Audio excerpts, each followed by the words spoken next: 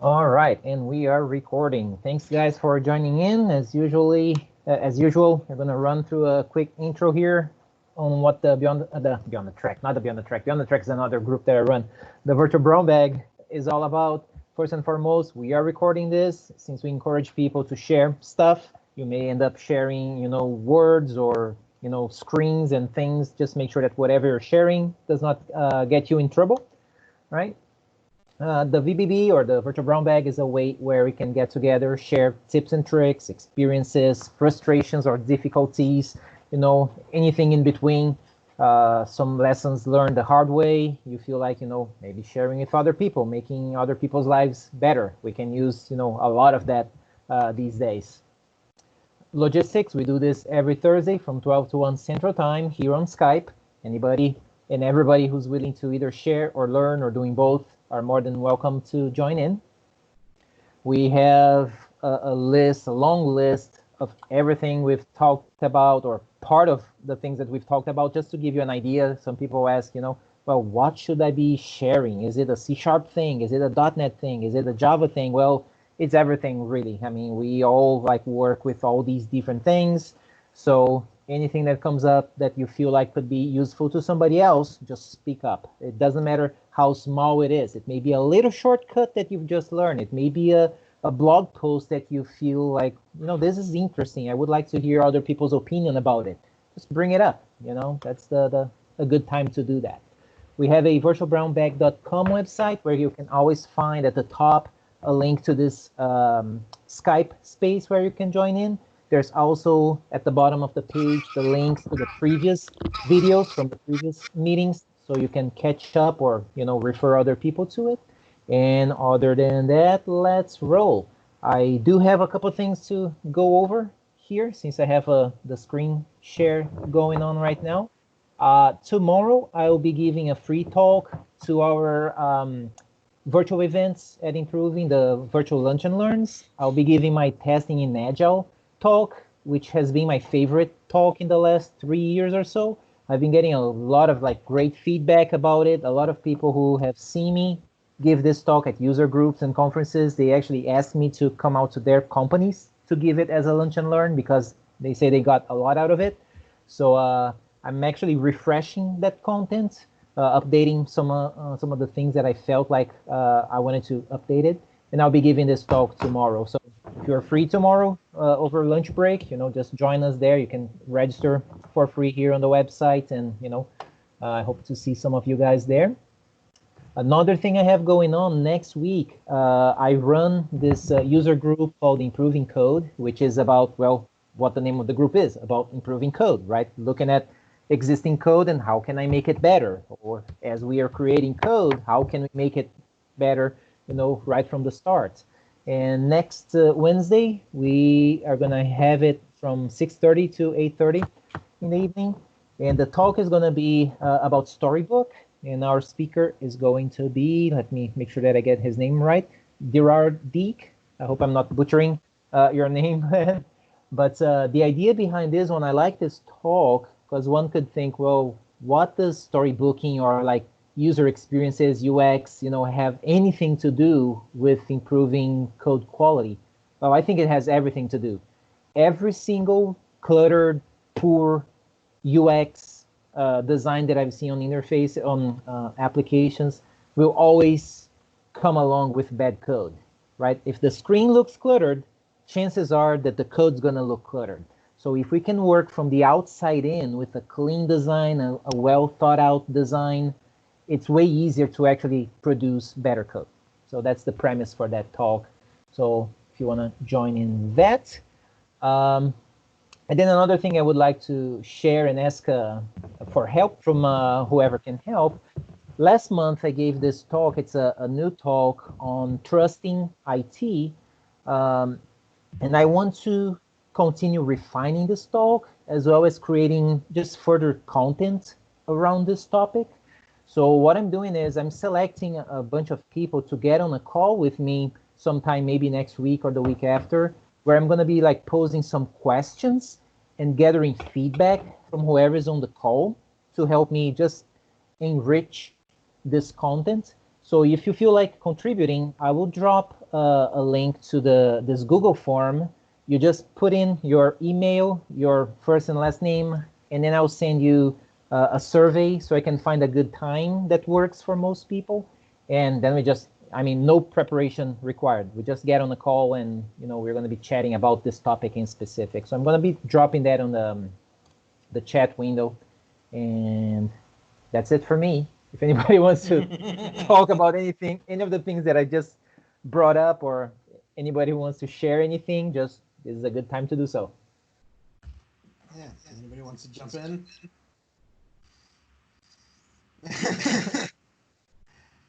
Man, I'll tell you what, I've been doing so little coding lately. I mean, it's the CTOing thing. So,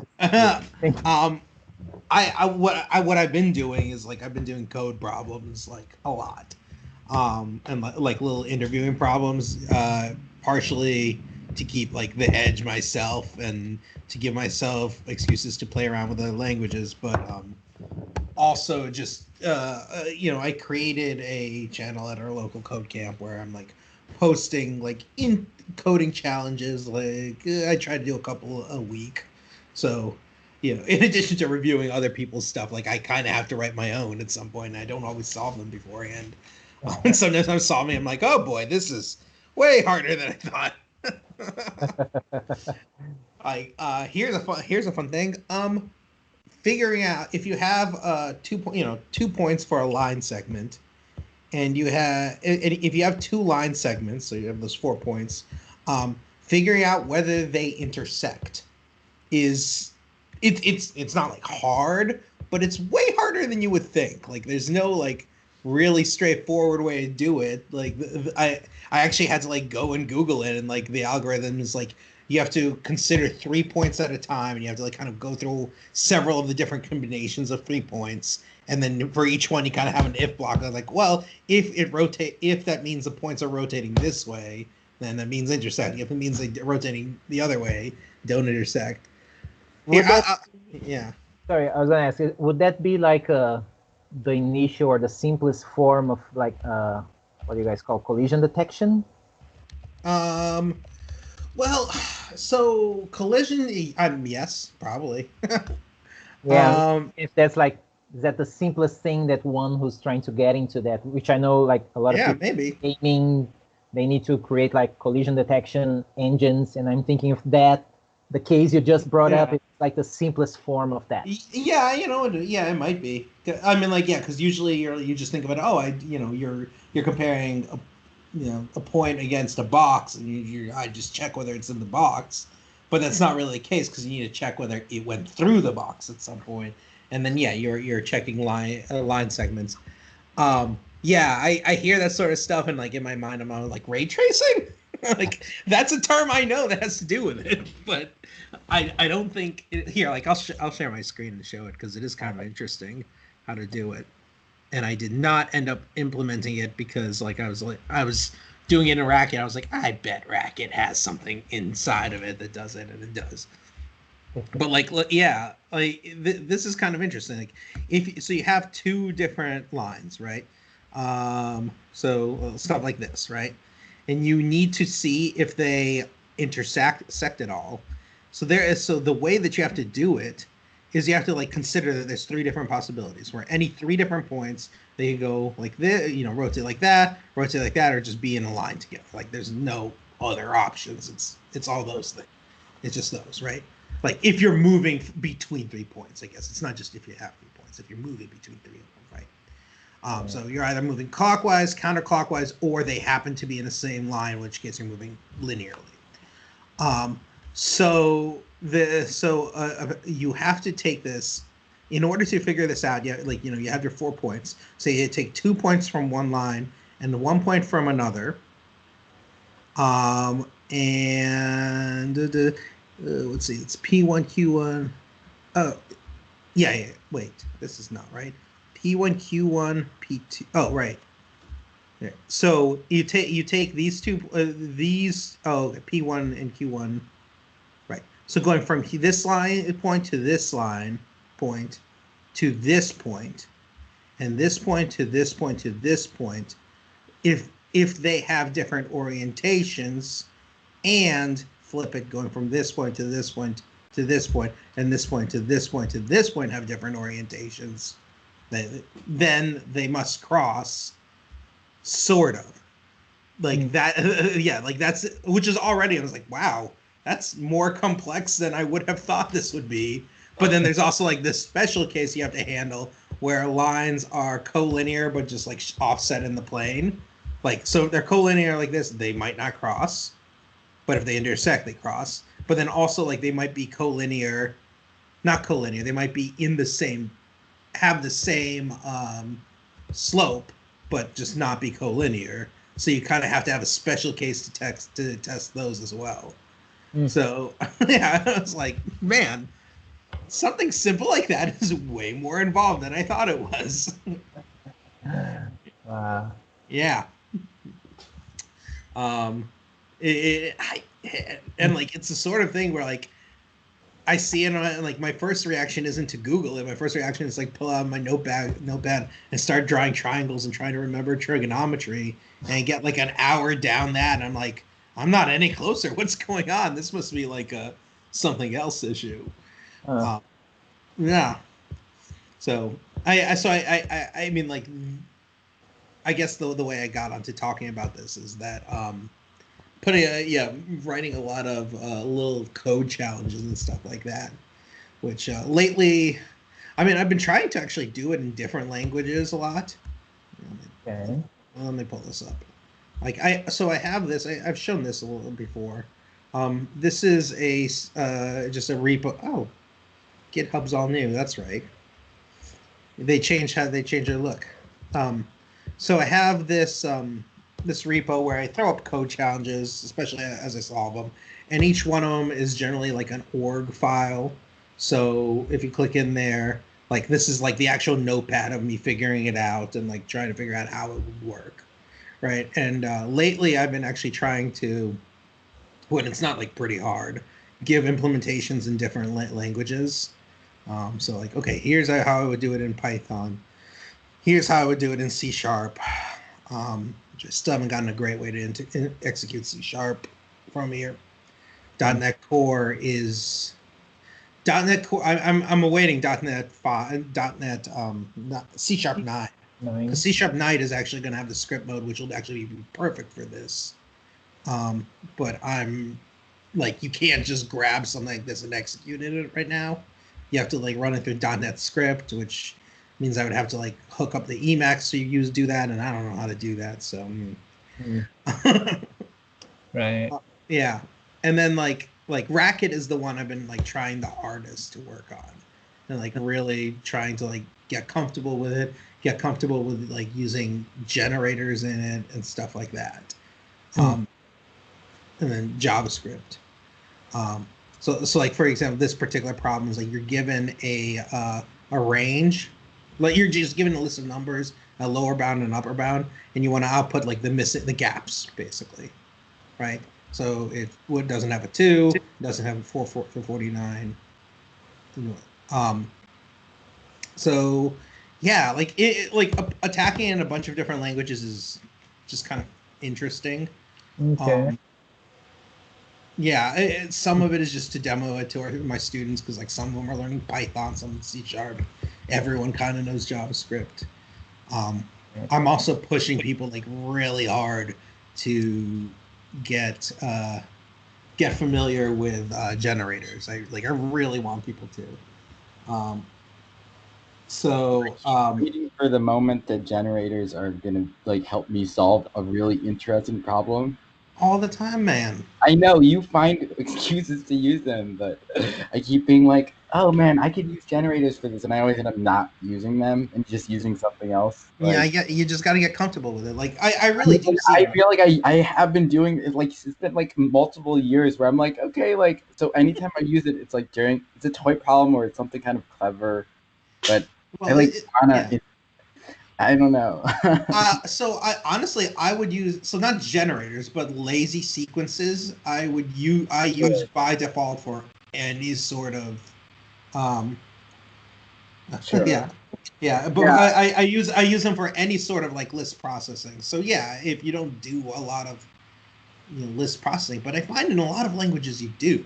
And actually, I if you're mean, in C do sharp, a like lot of that's list doing by processing, but default. like efficiency isn't that important in. Yeah, but why not use the functions I that work on mean, a lazy I feel like default? in some ways, some generator logic, some generator functions, like adding that can also add like more, I would say, code complexity in terms of at least like there. I mean, I've often the generator solution, at least for me, looks more procedural. Like, is that a valid criticism? Sure. It's just Then be it, even it though definitely looks more right. procedural, but that's like the sleight of hand. It's not really. Like there is some state in there. It's Yeah. their state implicit in generators, but like but that's kind of the trick, I think. It lets you write code that feels and looks very procedural while actually not having all the same disadvantages. I mean, I do There. feel like Yeah. I'm with you. Yeah. I think that like honestly doing I'm interested in what the arguments you make for your students for using generate like saying I want you guys to use generators more. Is it more because as a concept you just find it very interesting, or do you really feel like it's because I've worked Um, none of the software like literally if I broke out a generator in a pull request, people would be like, "Oh, interesting. I'm probably gonna like look up the docs for this real quick to like people would be like Seth is being clever versus Seth is trying to like solve this problem in a way that is like understandable and clear, I guess." but that's the thing. Like, see, so here, okay, I'll go back to the first question in a bit, but like, let me attack that. I kind of don't accept as an argument the whole like, oh, this feature of the language is like advanced and therefore you can't really expect people to use it thing. Yeah, I Because agree like, with you there. yeah, I totally agree with you there. because like this isn't an advanced feature; it's a normal Oh, feature. for sure, and Just it's in people like don't every happen to language, use it. you know. Yeah, It's and in the more you do it, PHP, right? yeah, yeah, exactly. And the more you do it, well, actually, it's not in Java, which is Oh, annoying. then more. Okay. Yeah, but they have streams, but it's a little different. But like that's the thing. Like the more you do it, like the more people see it, the more they understand. Like, They oh yeah, find this, problems to yeah, it. yeah. Yeah, that's It's cool. Maybe it's just an education thing. I just, yeah, like I'm waiting for to like yeah. find a critical mass of people around, and I rarely honestly see it in like open source code as well. Like, I mean, No, people suck. based on the Suck. libraries that I'm using, but again, I'm mostly like in the TypeScript world, JavaScript world, But but like I yeah, honestly like have my eyes open for people using generators a lot in Java, yeah, and I know that people do use it in libraries quite a bit. But yeah.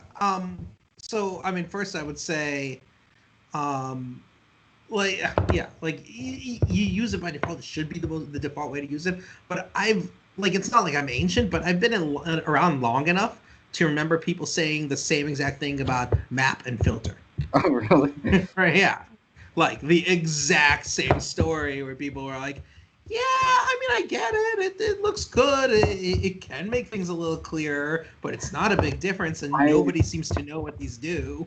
Right. I People, would say yeah, that it is generators do sometimes. I mean, with map, it's often really obvious. It's like 5 less lines of code yeah, versus a for loop. But with generators, it's often kind of the same. I mean, even yeah. using it versus using some other loop, like it's often kind of the same amount of code. It's just a more, I'd say a So little bit less. I mean, no, there's definitely some a little bit less, but it's not to me like as obviously less yeah. code. So I think like from okay, let me actually answer the other question you asked. Like, well, what do I say to students about that? Like, the argument is really okay. You get some efficiency by default. It actually does remove some complexity, but let's shove that for like honestly for a student, the number one reason I would say to like drill it and learn it is because A, you get better at lists at just processing lists anyway, and so much programming is that, and B, it's impressive as hell on a job interview. Like I generally have like because you see, like, I usually do like if you look through these, most of these solutions I do use generators in some way or another because it is to me simpler. But like so like when I was interviewing, I was doing code problems and I'd usually use a generator and I'd almost always hear like the reviewer like comment on it and be like, wow, like that's really cool. So just from a getting a job point of view, and given that it's Yeah, not it that like hard to kind learn, of like, do it sort of distinguishes them as like, oh, this is someone who's like kind of absolutely, yeah. okay, who's like this is a nerd like us. You know? Yeah, yeah. And by the way, if you're into Python, like Python is probably the language where I find generators to be the simplest. It's not like they're hard in other languages really, but in Python, the way that they work, just the syntax for them makes it just be the easiest one. So, um, but but as far as like simpler ways to implement stuff, so like right here you could see an example where okay, it does make it simpler, but I think this is an example of something where it's not much simpler. Like if you were to do this without a generator, you would have like some list up here, and instead of yielding, you'd be accumulating into that list, like pushing into there, right, and then you'd push into it here, and you push into it here, and then you'd return that list at the end. And I mean, if you did that, you will have added, one extra line of code, right? Would you be able to? But on the negative, like it won't be lazy, so which is worse for performance. So you can have one less line of code, clearly defined yield points, as opposed to just stuff that looks at the rest of the code, and also it just performs way better by default. I can see that. Yeah. And is conceptually like better too. Like you could do more things with it, right? Because like someone doesn't necessarily have to pull it all into memory right away. They could, take the iterator of it and start moving through it one by one by one. But I can show you an example. I don't think I did it on this call before of like something where like the iterator we're using generators directly is like way simpler. I mean, the example I really liked the way that promises, like yielding promises, was always really cool. And I know that that's specific to like languages that have futures or promises and stuff, but like using generators for async for me was like kind of a, and I've used it a bit. So, yeah, I mean, yeah, using like definitely there. I think.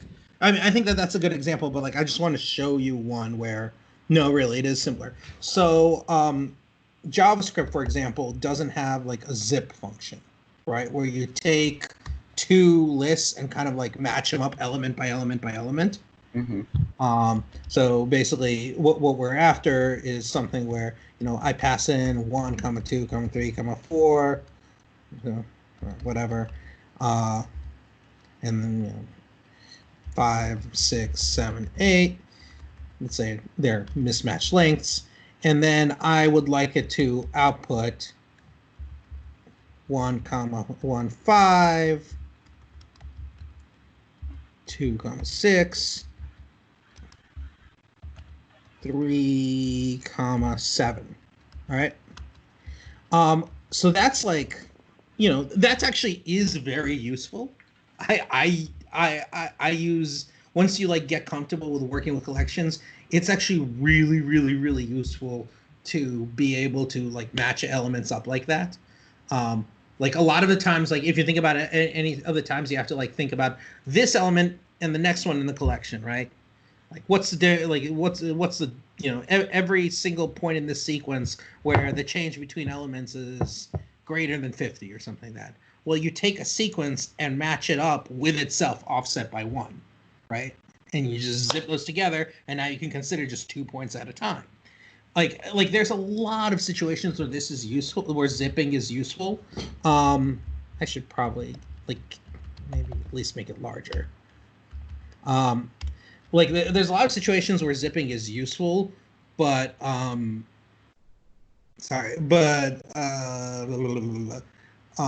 it's there's a Okay, Yeah. I forgot what I was going to say. Yeah, Hassle. there's a lot of situations where zipping is used. Oh, I was going to say to the point where like lots of functional languages like Lisps, if you look at like how their like map function or filter or something like that is defined, they all have the option to pass in multiple collections and just do it by default.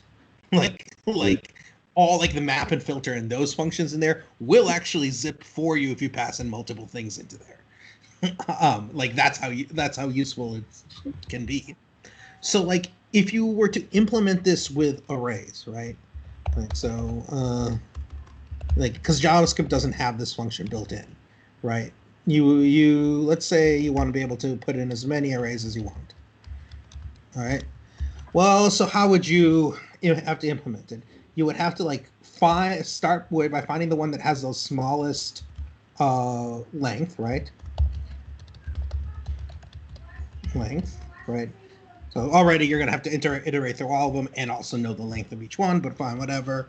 And for each length, each item in that one, you would find the corresponding one in all the others, and then you would match them up and make sure they're in the right order, of course.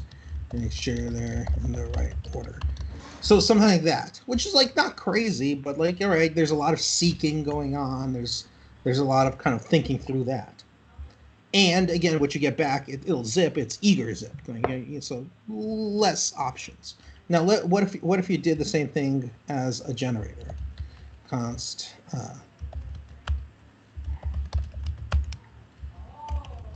And I mean, granted, this is like I know how to do this, so like that helps. So each one of those arrays has an iterator associated with. Let's go ahead and get all the iterators. Map a symbol.iterator,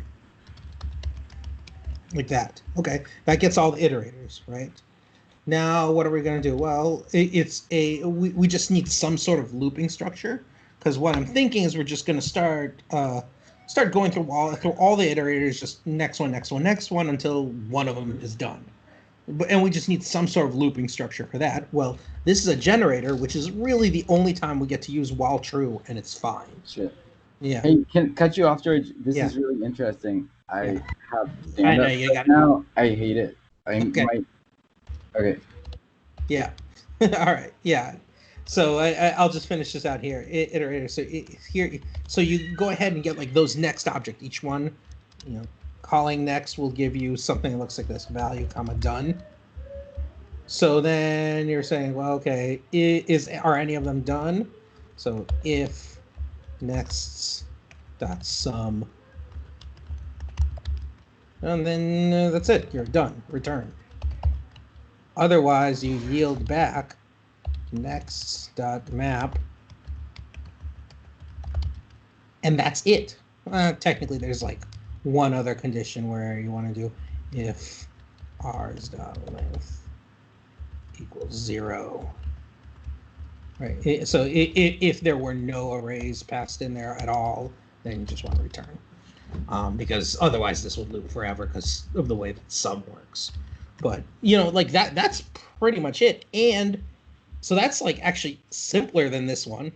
It's more to the point. There's no seeking through the I or whatever every single time. There's no for loop. Like you get right to the point, and then also you get the benefit of it being lazy, right? So I can now take these two arrays, and I go return. We'll make it actualize it. If you do that, I run it. Ooh, wait, what did I do? If some of them is done. Oh God, I've never gotten this wrong before. If not ours, I'm not sure. Oh, there it is. Yeah. So 1 match up with 5, 2 match up with 6, 3 didn't match up with 7. Doesn't matter whether that 4 is there or a 9 is there or anything like that. They're gone, right? They don't get considered. We don't have to actualize them at all. It can take lazy input because we're not doing any indexing. It's just so I could go ahead and add another value in there.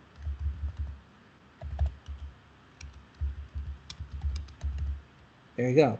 So it's working. I mean, one thing that's even good here, like you take what about so this is like zipping it to the shortest one. What if you want to zip to the longest one, right? It's really a small amount of modification. The only thing you need is to know, what to use as padding for the other ones. So let's see. So if next dot all, is that it?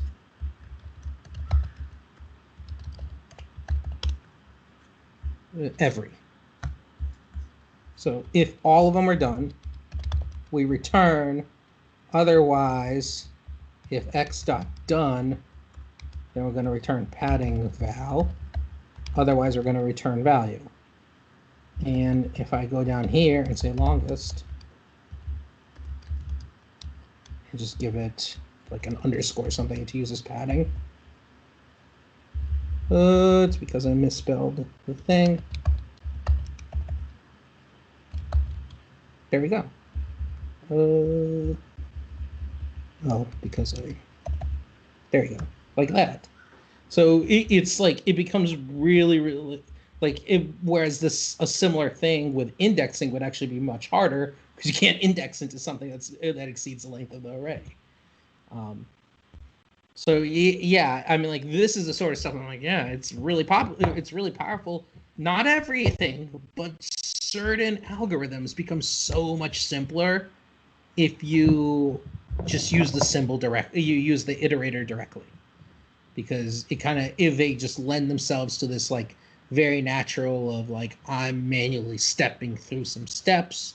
It's kind of like a state machine internally, and it's a very physical way of thinking about things. Yeah, there's my rant about generators. I'm sorry Seth had to drop off. He got most of it. Right. Well, it is being recorded, so yeah. When we're done, I'll send him the link to it. Very cool. Yeah. I don't know. Does anyone want to talk about this subject anymore, or do we want to switch subjects? I am fine either way. Anybody on the call want to jump in and suggest anything? Yeah, or ask any questions? Right. All right. I mean, I could talk about some racket stuff that I found interesting. That will eventually probably affect other stuff that's outside of the Lisp world. Okay. Oh, actually, before you go there, let me just bring one thing up. And actually, thank you, George, for the recommendation. So there was a conversation, I think, last week or the week before on the ConfNerd Slack about must-read books or recommended books or something like that. You brought up Badass, Making Users Awesome. And I read the blurb on Amazon, got the book because it seemed like something that applies to some things that I'm actually researching on myself.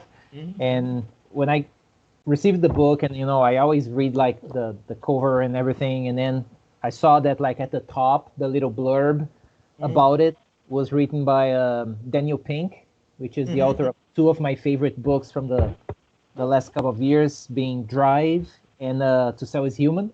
I'm like, all right, I was already sold on the book, and when I saw his recommendation as well, I'm like, yeah. And I'm in page 43 out of 280 something, and I'm really loving this book, man. Yeah. Thank you very much for the recommendation. I had not heard of this book before. So you want to talk about kind of the basic premise of the book?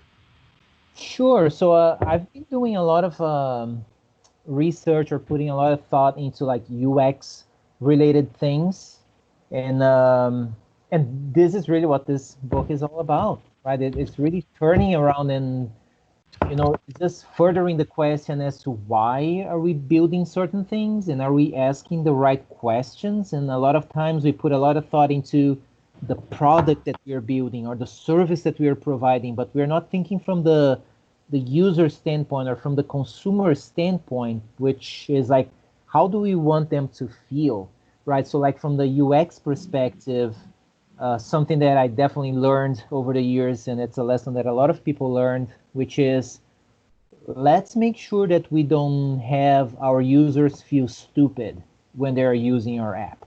So if there's anything when we're composing UIs and things that is like, well, if the user goes this route and he hits a bad, combination, we're gonna like yell at him saying, oh, you're doing it all wrong. It's like, well, if we can create workflows or create things that, granted, if the user goes down this path, it's gonna make the user feel bad, well, that's not a good thing, right? You want to empower the user. You want to make the user feel like, oh man, I'm awesome. Look at the work that I was able to do. Not from the angle of, look how amazing this app is. It's more like, no, it makes me feel amazing. So the user is going to tell others about that experience.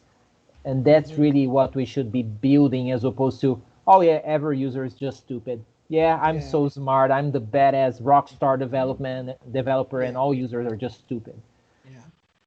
I also like the angle where it's kind of talking about, like, look, these are tools for people. I mean, this is stuff that goes all the way back to like JD Licklider and stuff, where it's like the reason people are using the computer is because they're creating something, whether it's just like a conversation between them or something like that, and you need to empower people to create stuff in the best and like the most exciting manner.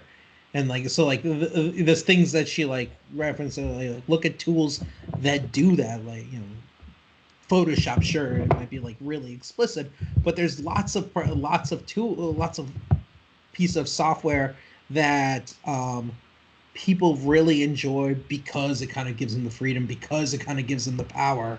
And like, well, what are they doing? Because like those are concepts you probably should be bringing into every single application. Like, I should bring that into like your business app, which just has like, grids? Yeah, probably, because you want your users to feel empowered to make insights about the business, to do things within there that make sense, but that are that will help the business. You don't want them just to be able to look at it and be like, oh, there's a report, there's some numbers. Okay, right. You don't need to pay however many hundreds of $1,000s to build that application. That we have Excel for that, or exactly paper. Yeah, exactly. Yeah, and last night the part that I was reading is where she talks about, okay, this is the tool, but let's take a step back and think of the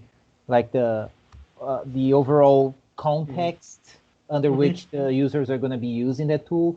So it got me thinking, for example, you don't have to be hanging out with me for too long until I throw Evernote into the mix, not because of the tool, but because it's what's empowering me to like know what is the context for this meeting. How do I find the information that I need to give out to the person who I'm speaking with? And then people see me using it and being like very proactive and very organized with everything that I have access to. And they ask, oh, what is that thing that you're using?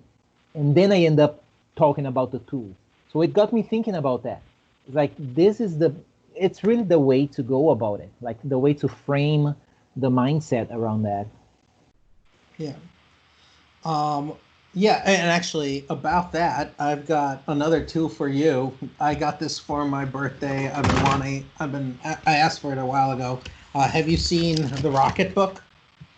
The Rocketbook, no. Yeah, stop sharing my screen. Yeah. So okay. So it's a regular old notebook, pretty much. You got pages. They're not expensive. They're like $30. They come with a special pencil, a pen. You draw on it using that special pen. So you go right. So it is a pen. It's just like normal. So Okay. here's the trick. It also comes with an app. Notice that the sides of this are very standardized, right? There's a certain amount of black. There's a QR code down here. So I take that app, I scan it, and the app is basically a scanner.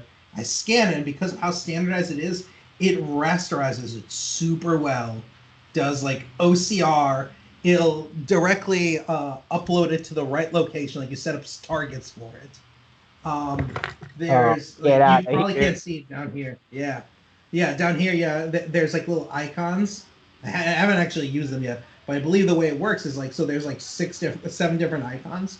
You could set up each one as a source. So like I could, for example, check this one and this one, and when I take a photo, it'll automatically send it to like my Google Drive and my Dropbox because I've associated those with those things. Dude, I'm so getting that. It's like $30. It's cool. You just wet down a rag and it comes right off afterwards because these are like laminated pages. And yeah, like there's another version where you microwave it and that's what breaks down the ink. There, in fact, here I'll put this in the chat. In fact, there's they even have a version where with beacons. So basically, what you do is it's like some stickers that you can go put on a whiteboard. And again, they're standardized in a certain way. You orient them a certain way, and you draw whatever on the whiteboard, take a photo of it, and it scans your whiteboard essentially. Oh man, that's lovely.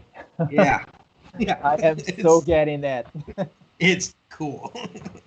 I am Like, so and I getting mean, like most of my note-taking workflow is still in org mode. I use PlantUML a lot. I don't feel the need for it, but this is gonna help bridge that gap for me where like every once in a while I run into something where like I really want to draw it. I really want to hand draw this.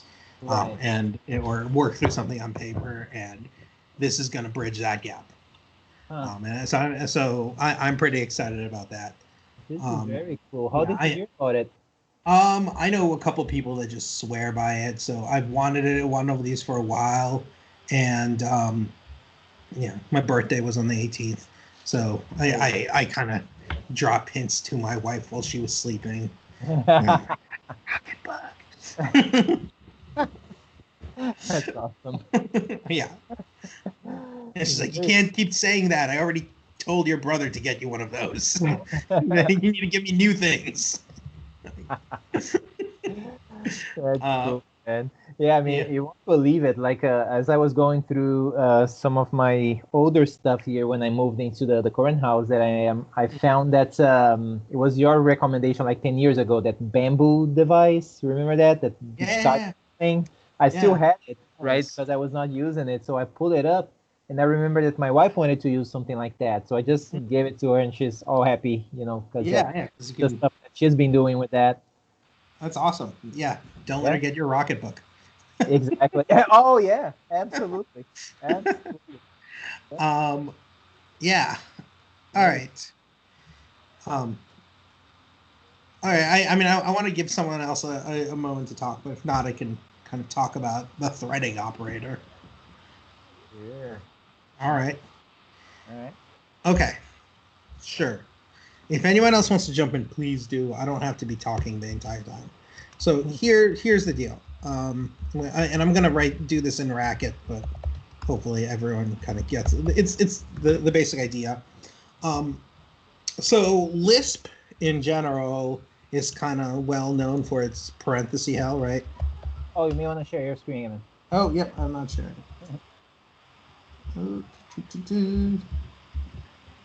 Right.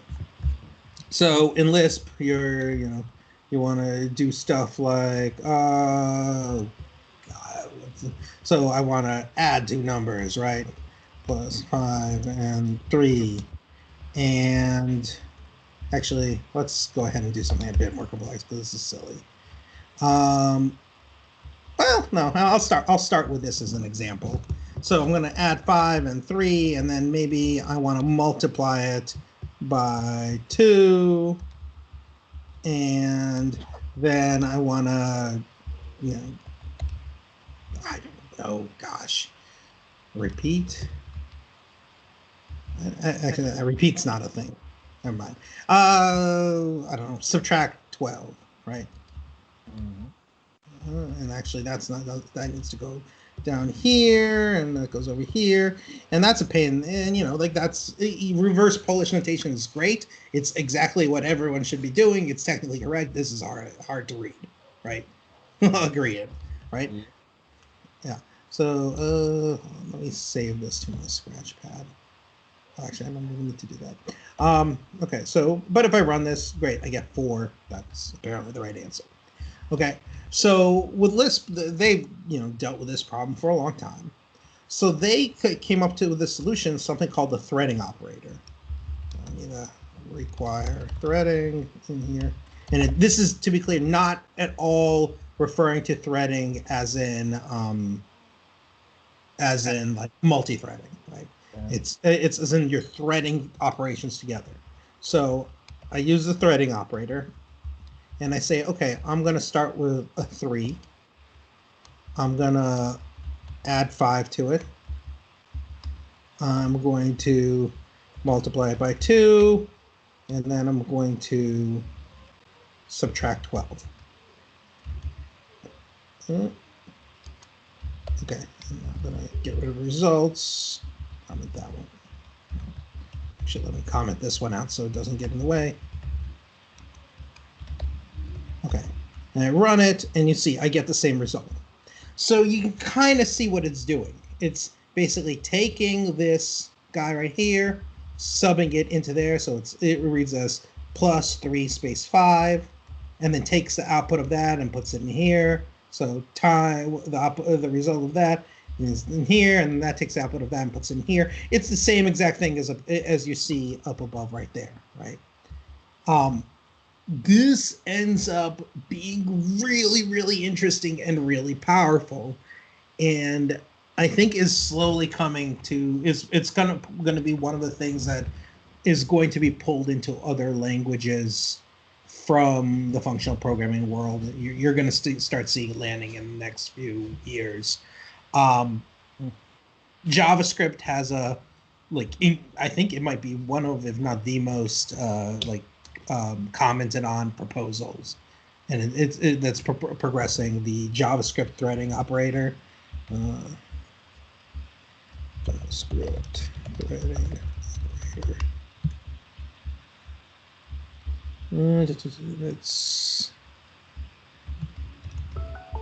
It's also sometimes called the pipeline, so maybe they call it pipeline. Yeah, here it is. So right here, like they have a whole proposal for it. What stage is it? It might be in the first stage, but like they're very, very serious about it. It solves a lot of interesting problems. It also causes some problems, but it gives you an option to write code in this way, and it can become so much cleaner. So like I'll show you some examples of me actually using it, because I've been trying to use this tool more when appropriate, and it's usually appropriate.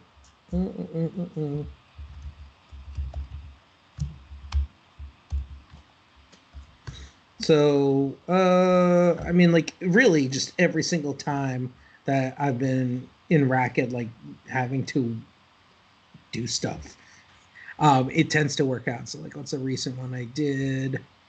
Missing ranges. So if you look through how to do it with Racket, I did end up using it here. Where do we have it? Yeah, I actually could have done this in an even simpler way, and also I didn't use it here. Nah.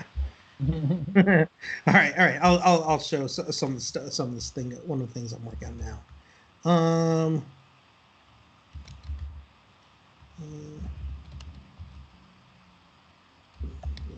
.org.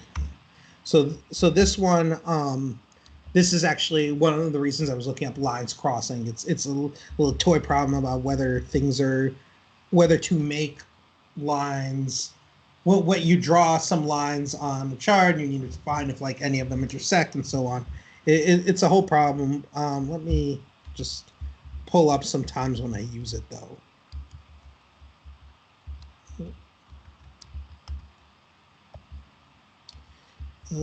So, this is just like a super simple example right here. And so, like, I have a big variable here, and I need to run it through these functions. But it's not just one function. One function I would just write it, but it's more than one, and I might actually need to add more to like the chain, right? So I'm taking this, I'm converting it with this dedupe consecutive thing that I wrote, and then I need to run this sequence list to actually materialize it into a list. So it'd be a get output. Again, I could write this all as nested, but then it gets really difficult to read. There is, let's see. So here's actually a better example of something I'm trying. So this again, I'm testing this combination triangle function I wrote. I'm going to take the list of all natural numbers. So this is an infinite sequence of natural numbers. I want to take the first 5, do a combination triangle on it, which is just something I made up, but it's basically 0, and then the letter, and then ones that follow 0, 1, and then the ones that would follow 1, 2, that would be the ones that would follow 2, and so on. Just makes kind of this triangle. And it's useful for whatever reasons that I have. Kind of interesting. And then I need to like actually, because it's all lazy, so I want to materialize into a list. And then that second list in the second position everywhere is lazy, so I want to go through and materialize that. And then the result of it, whatever. It's just I'm playing around with stuff at this point. But like this makes it very, very nice to write it this way. Here's another example. Take the first data point, pass it to this function, then pass it to this other function, and then that. So this is like even if you think about writing in most programming languages, right? You'd be writing something like, all right, to list line segments from points, get points, data, first data, like something like that, which is, not super readable, and you're not thinking about stuff the right way. And if you're like really badass, maybe you do something like compose first, kind of like get points, line segments, to list, right? And then do data on that. Like that's like the most badass you can get, which actually reads in the right order. But the threading operator kind of does that for you automatically, which is really neat. In fact, there's certain things like because this is Lisp, and you could do stuff like, you're like everything, even the bodies of functions are themselves lists. You could like anything that would be a parameter into something else, you could kind of do this way. So like, for example, in generators, kind of the way that you make a generator function, and inside the scope of that, you could use yield, which is this other super cool thing that I discovered. Notice that in Lisp, because of how their scoping works, like the yield I have right here is inside of a function, but that it's not inside of the generator directly. So when I yield in here, that actually yields from this generator, even though it in itself is inside of a function. So you can do recursion within generators, which is mind-blowing and kind of cool. Yeah. But the point is like if I was to rewrite this, right, I could take this whole thing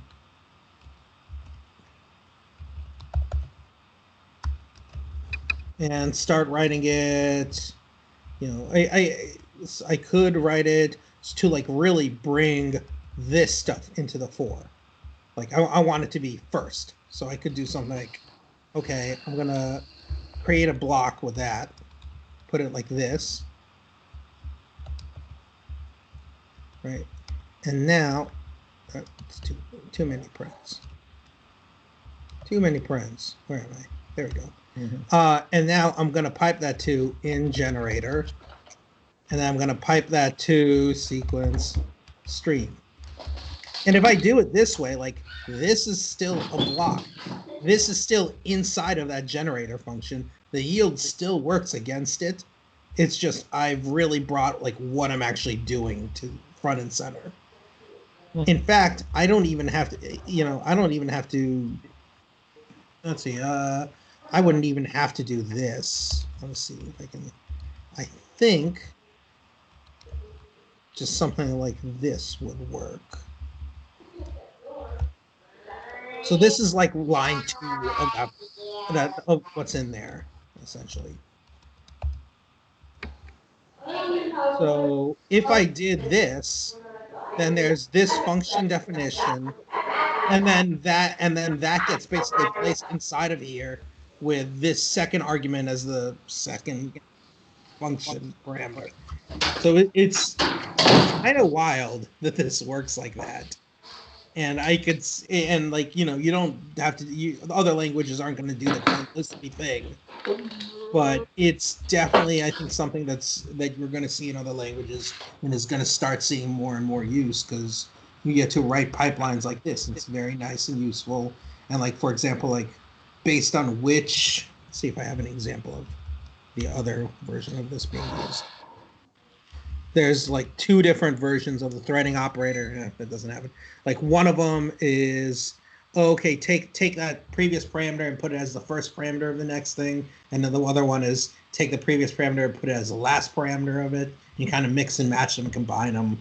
It's really, really neat kind of way of thinking about this stuff. It's ergonomic, but it makes it much nicer. It is neat. And I have to say, I like pipeline operator better than threading operator, because threading is, I mean, there's so much, like you are always end up having that sentence as, threading, not as in multi-threading. Right. But I mean, other than that, I like it. Yeah, I think that's fair. Yeah, it's a simple tool. I think there's, like, I know in the JavaScript world, there's a lot of like discussion about like, well, how does that combine with like keywords like await? And I think there you start running into some problems, because you have to, something like JavaScript, lots of programming languages have so many keywords that you think about, have to think about all the permutations. And that's where like Lisp has a strength, because like it doesn't have it has very few keywords, if any. Like it just combines in the most natural way. Whereas with other ones, you have to think of all the different ways it might combine. Right. But yeah. That's cool, man. Thanks for sharing that. That's some good stuff. Yeah. Cool. Makes me think I need to get you to give a talk to the Improving Code user group. Meeting! About that stuff? Yeah, I mean, maybe. Yeah, I would. What makes me think is, I'm always like drawing the comparison between programming languages and spoken languages, and the fact that, like with spoken languages, being able to speak different languages help you address problem solving in a much different way, I would say, right? Because when you think in different languages, the way you approach problems is different. And I can relate that to the programming language, right? You may like approach a challenge saying C#, and then your knowledge of how you would address that problem from a different language's perspective will put a different spin on how you're going to be addressing it. So the fact that you know so many languages and you try to really understand them and how they work, like bringing that around and say, okay, this is, from knowing these languages, this is what makes me like put a different spin on, problem solving. I don't know, just something that came to mind as you are going through all this. I'm like, I need to get you on the hook for that. All right, sure. All right, that's it. I need to get on another meeting. Absolutely. Thanks again, George. Thanks everybody who joined in. I hope to see you all next week. You have a good one. Bye.